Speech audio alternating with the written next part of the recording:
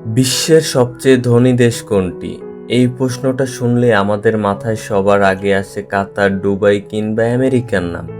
কিন্তু যদি আপনাকে জিজ্ঞেস করা হয় পৃথিবীর বুকে কোন দেশের টাকার মান বা কারেন্সি রেট সবচেয়ে বেশি, তাহলে কিন্তু এই পরাশক্তিগুলোর কেউই এক নম্বরে নেই।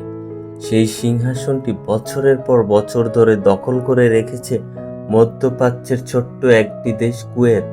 হ্যাঁ, কুয়েতি দিনার বর্তমান বিশ্বের সবচেয়ে শক্তিশালী এবং মূল্যবান মুদ্রা। মাত্র একটি কুয়েতি দিনার কিনতে আপনাকে খরচ করতে হবে প্রায় 3 থেকে 4 মার্কিন ডলার, আর বাংলাদেশি টাকায় তা প্রায় 400 টাকারও বেশি। কিন্তু মাত্র কয়েক দশক আগে যে দেশটিতে শুধু মরুভূমি, মাইলের পর মাইল বালুচর আর সাগরে মুক্ত শিকারী মানুষের বসবাস, সেই দেশটি কিভাবে আজ পৃথিবীর অন্যতম শীর্ষ ধনী দেশে পরিণত হলো, কিভাবে গড়ে উঠল তাদের এই আকাশছোঁয়া অর্থনীতি, আজ আমরা পা রাখবো পারস্য উপসাগরের তীরের সেই রহস্যময় আর রূপকথার দেশে। জানাবো কুয়েতের ইতিহাস, তাদের অবিশ্বাস্য উত্থান, 1990 সালে সেই ভয়াবহ যুদ্ধ এবং আধুনিক কুয়েতিদের বিলাসবহুল জীবনযাত্রার আদ্যোপান্ত। আমি সানভি, আপনাদের সাথে আছি ফেস্ট অফ বিশ্ব অ্যান্ড হালুম হুলুম সানভি চ্যানেলের পক্ষ থেকে। যারা যারা আমাদের চ্যানেলে নতুন রয়েছেন তারা অবশ্যই একটা সাবস্ক্রাইব করবেন, আর যারা যারা সাবস্ক্রাইব করেছেন তাদেরকে জানাই ধন্যবাদ।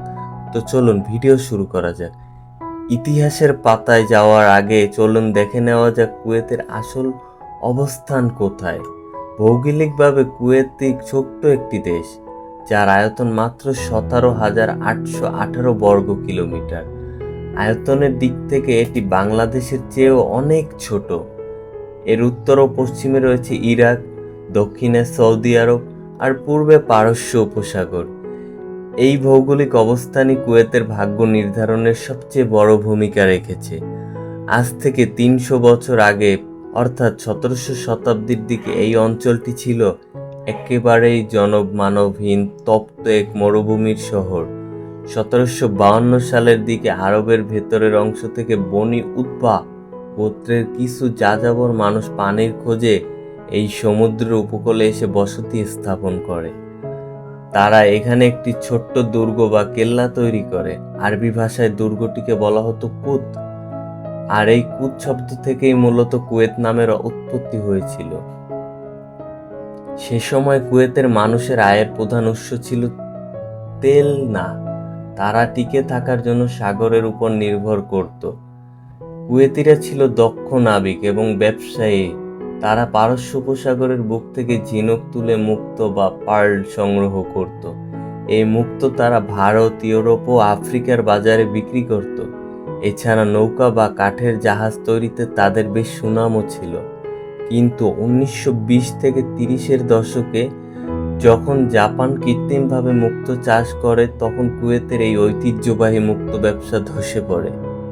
দেশটিতে দেখা যায় চরম দারিদ্র্য, অর্থনৈতিক সংকট। মানুষ তখন জানতো না তাদের পায়ের নিচের তপ্ত বালুর নিচেই লুকিয়ে আছে পৃথিবীর অন্যতম বড় ধনভাণ্ডার। 1938 সালে কুয়েতের ইতিহাস সবচেয়ে বড় গুরুত্বপূর্ণ বছর। কুয়েতের বুরগান নামক মরুভূমি এলাকায় প্রথম তেলের খনি আবিষ্কৃত হয়। বিজ্ঞানীরা পরীক্ষা করে দেখলে এটা বিশ্বের অন্যতম বৃহৎ একটি তেলের খনি। কিন্তু ঠিক তখনই শুরু হয় দ্বিতীয় বিশ্বযুদ্ধ, আর এই দ্বিতীয় বিশ্বযুদ্ধের কারণে তেলের বাণিজ্যিক উৎপাদন শুরু করতে কুয়েতিদের অপেক্ষা করতে হয় 1946 সাল পর্যন্ত। 1946 সালের 30 জুন কুয়েতের তৎকালীন আমির শেখ আল জাবের আল সাবাহ আনুষ্ঠানিকভাবে তেলের প্রথম চালান রপ্তানির উদ্বোধন করেন, আর এই দিনটি কুয়েতিদের ভাগ্য চিরতরে বদলে দেয়। মরুভূমির বালু ফুঁসে বের হওয়া শুরু হয় বিলিয়ন বিলিয়ন ডলারের কালো সোনা। 1950 থেকে 1980 সালের মধ্যবর্তী সময়কে বলা হয় কুয়েতের স্বর্ণযুগ। তেলের টাকায় কুয়েতে রাতারাতি বদলে যেতে থাকে। আমির আব্দুল আল সালিম আল সাবার নেতৃত্বে কুয়েত শুরু হয় উন্নয়নের ব্যাপক। যেখানে কোনো পাকা রাস্তা ছিল না, সেখানে তৈরি হয়েছিল আধুনিক হাইওয়ে, গড়ে উঠেছিল বড় বড় হাসপাতাল, বিশ্ববিদ্যালয়, গণমাধ্যমের দিক থেকে কুয়েত সে সময় পুরো আরব বিশ্বকে নেতৃত্ব দিতে শুরু করে। 1961 সালে 19শে জুন কুয়েটে ব্রিটিশ প্রোটেক্টর বা শাসনমুক্ত হয়ে পূর্ণ স্বাধীনতা লাভ করে কুয়েত। কিন্তু সুখের দিন বেশি দিন স্থায়ী হলো না। 1990 সালের 2 আগস্ট কুয়েতের ইতিহাসে নেমে আসে এক কালো অধ্যায়। প্রতিবেশী দেশ ইরাকের এক নায়ক সাদ্দাম হোসেন আকস্মিক কারণে কুয়েতে আক্রমণ করে বসেন। সাদ্দাম দাবি করেন কুয়েতে ঐতিহ্যবাহী ইরাকের একটি অংশ এবং কুয়েত নাকি সীমানা পেরিয়ে ইরাকের তেল চুরি করছে। মাত্র কয়েক ঘন্টার মধ্যে শক্তিশালী ইরাকি বাহিনী পুরো কুয়েত দখল করে নেয়। কুয়েতের আমির এবং রাজপরিবারের সদস্যরা প্রাণ বাঁচাতে সৌদিতে আশ্রয় নেয়। ইরাকি সেনারা কুয়েতকে তাদের 19তম প্রদেশ হিসেবে ঘোষণা করে এবং শুরু করে ব্যাপক লুটপাট ধ্বংস। সেই আক্রমণে বিশ্বজুড়ে তীব্র নিন্দার ঝড় তোলে। জাতিসংঘ ইরাককে কুয়েত ছাড়ার আলটিমেট দেয়, কিন্তু সাদ্দাম হোসেন তা অমান্য করায় আমেরিকার নেতৃত্বে 34টি দেশের এক বিশাল যৌথ সামরিক বাহিনীর গঠিত হয়। 1991 সালে 17 জানুয়ারি শুরু হয় অপারেশন ডেজার্ট স্টর্ম। আকাশপথে ইরাকি বাহিনীর ওপর তীব্র হামলা চালায় যৌথ বাহিনী। প্রায় 1.5 মাসের তুমুল যুদ্ধের পর 1991 সালের 26শে ফেব্রুয়ারি কুয়েত পুরোপুরি শত্রুমুক্ত হয়। কিন্তু পরাজয় নিশ্চিত জেনেও পিছু হটায় সময় সাদ্দাম হোসেনের বাহিনী কুয়েতের প্রায় 700টির বেশি তেলের খনিতে আগুন জ্বালিয়ে দেয়। সে এক নরকীয় দৃশ্য।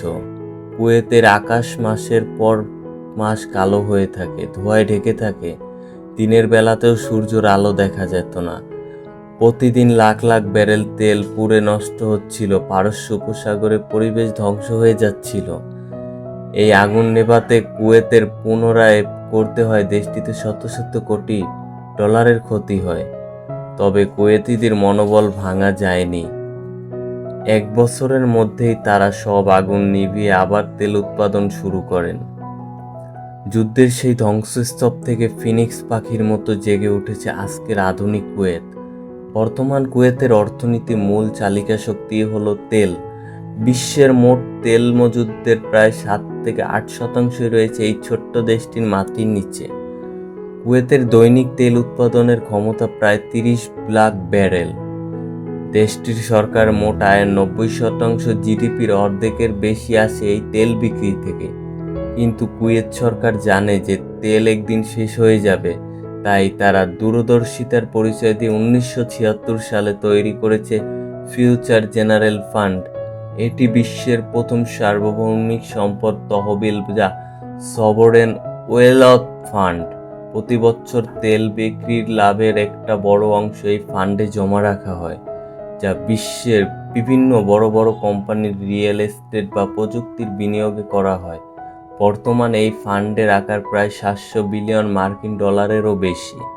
অর্থাৎ তেল যদি কোনোদিন শেষও হয়ে যায়, তাহলে কুয়েতের আগামী প্রজন্ম বিনিয়োগের টাকা দিয়ে রাজার হালে চলতে পারবে। আর এই বিশাল অর্থনীতির নিরাপত্তার কারণেই কুয়েতি দিনারের মান দুনিয়াতে সবার উপরে।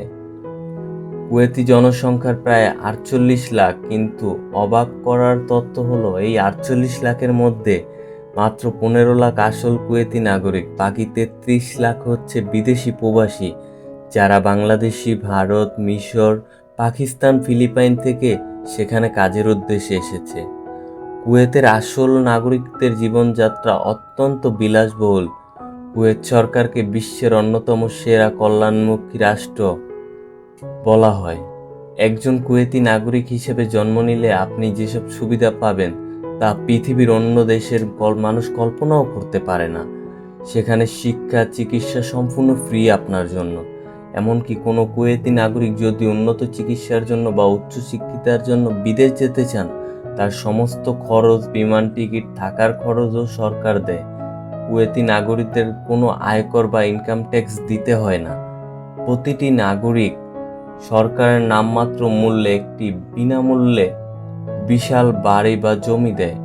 কেউ বিয়ে করলে সরকার তাকে এককালীন বড় অঙ্কের ক্যাশ টাকা উপহার বা সুদমুক্ত ঋণ দেয়। এমনকি নিত্য প্রয়োজনীয় খাবার, দাবার, বিদ্যুৎ ও পানির উপর সরকার বিশাল ভর্তুকি দেয়। কুয়েতের নাগরিকদের বেকার থাকার কোনো অপশন নেই বললেই চলে, কারণ সরকারি চাকরিতে তাদের উচ্চ বেতন উচ্চ পদে দেওয়া হয় সংরক্ষিতভাবে। কিন্তু এই বিলাসী জীবনযাত্রার কারণে কুয়েতের রাস্তা ল্যাম্বরগিনি, ফেরারি কিংবা রোলস রয়েসের মতো সুপার কার দেখা খুবই সাধারণ ব্যাপার। এত আধুনিক হওয়ার সত্ত্বেও মাঝে মাঝে কুয়েতিরা তাদের সংস্কৃতি ও ঐতিহ্যকে খুব শক্তভাবে ধরে রেখেছে। কুয়েতি পুরুষদের প্রধান পোশাক হলো ধবধবে সাদা রঙের জিটদশা বা মাথার উপর গুত্রা ইকাল, আর নারীদের সাধারণত কালো রঙের আবায়া পরিধান করতে দেখা যায়। কুয়েতের সংস্কৃতির একটি বড় অংশ জুড়ে রয়েছে দিওয়ানিয়া। এটি মূলত কুয়েতি পুরুষদের একটি সামাজিক মিলন মেলা। প্রতিটি কুয়েতি বাড়িতেই আলাদা আলাদা একটি বড় হলরুম থাকে। এই দিওয়ানিয়ার ব্যবস্থা থাকে। সেখানে প্রতিদিন সন্ধ্যায় বা সপ্তাহে নির্দিষ্ট একদিনে আত্মীয়, বন্ধু, প্রতিবেশীদের নিয়ে এসে জড়ো হন তারা। সেখানে চা, ঐতিহ্যবাহী ক্যারাবিয়ান কফি বা গাওয়া পান করে একে রাজনীতিক ব্যবস্থাপনা বা সমাজ নিয়ে আলোচনা করে তারা। এটি কুয়েতি সমাজ, গণতন্ত্র বা পারিবারিক সম্পর্কের এক অনন্য প্রতীক। খাবারের কথায় আসলে কুয়েতিদের প্রধান বা জাতীয় খাবার হলো মাজবুশ। এটি আমাদের দেশের বিরিয়ানি বা পোলাওয়ের মতোই, যা বাসমতি চাল, বিভিন্ন সুগন্ধি মশলা এবং তারা সাথে ভেড়া, মুরগি বা মাছ দিয়ে রান্না করে থাকে। এছাড়া পারস্য উপসাগরের তাজা মাছের বিভিন্ন পদ তাদের ভীষণ প্রিয়। কুয়েতের ঐতিহ্যবাহী বাজার সুক আল মুবারাকিয়েতা আতিল গেলে আপনি কয়েকশো বছর আগের আরবের সুগন্ধি আতর, মশলা আর খেজুরের ঘ্রাণ পাওয়া যায়, যা আধুনিক শপিং মলের ভিড়ে কুয়েতিদের প্রাচীন ঐতিহ্যকে বাঁচিয়ে রেখেছে। মরুভূমির এক চিলতে বালুকণার প্রান্তরে মুক্ত শিকারীদের হাত ধরে যে যাত্রা শুরু হয়েছিল, তা আজ এসে ঠেকেছে বিশ্বের অন্যতম শক্তিশালী অর্থনীতি পরাশক্তিতে। কুয়েত একটি ছোট দেশই নয়, এটি প্রতিকূল পরিবেশের সাথে লড়াই করে টিকে থাকার একটি জীবন্ত উদাহরণ। তীব্র গরম পানির আবহাওয়ায়, দারিদ্র্য ও পরবর্তীতে 1990 সালের ভয়াবহ ধ্বংসলীলা, কোনো কিছুই যেন এই দেশের মানুষকে থামিয়ে রাখতে পারেনি বা দমিয়ে দিতে পারেনি। তেলের সঠিক ব্যবহার ও দূরদর্শী নেতৃত্বের কারণে কুয়েত আজ বিশ্বের বুকে মাথা উঁচু করে দাঁড়িয়ে আছে। ভবিষ্যতের চ্যালেঞ্জ মোকাবিলার জন্য এখন তাদের ভিশন 2035 নিউ কুয়েত প্রজেক্ট নিয়ে কাজ করছে, যার লক্ষ্য তেল ছাড়া পর্যটন, তথ্য ও বাণিজ্যিক ক্ষেত্রে তাদের নিজেদের আরও এগিয়ে নিয়ে যেতে পারে তারা। পৃথিবীর মানচিত্রে ছোট, তাই ডট চিহ্নের মতো দেশটি প্রমাণ করেছে আকারে বড় না হলেও মেধা, সম্পদ আর সঠিক পরিকল্পনার মাধ্যমে বিশ্বের বুকে সবচেয়ে দামি আর শক্তিশালী অবস্থান তৈরি করা সম্ভব। কুয়েত সম্পর্কে এই অবিশ্বাস্য তত্ত্বগুলো আপনার কেমন লাগলো? মধ্যপ্রাচ্যের এই ধনী দেশটিতে যাওয়ার বা দেখার কোনো অভিজ্ঞতা কি আপনার আছে? থাকলে কমেন্ট করে আমাদেরকে অবশ্যই জানান। ভিডিওটি ভালো লাগলে লাইক করুন, বন্ধুদের সাথে শেয়ার করুন এবং এইরকম আরও তথ্যবহুল চমৎকার সব ডকুমেন্টারি দেখতে আমাদের চ্যানেলটিকে সাবস্ক্রাইব করে পাশে থাকুন। দেখা হবে পরবর্তী কোনো ভিডিওতে অন্য কোনো দেশের গল্প নিয়ে। ততক্ষণ সবাই ভালো থাকুন, সুস্থ থাকুন। আল্লাহ হাফেজ।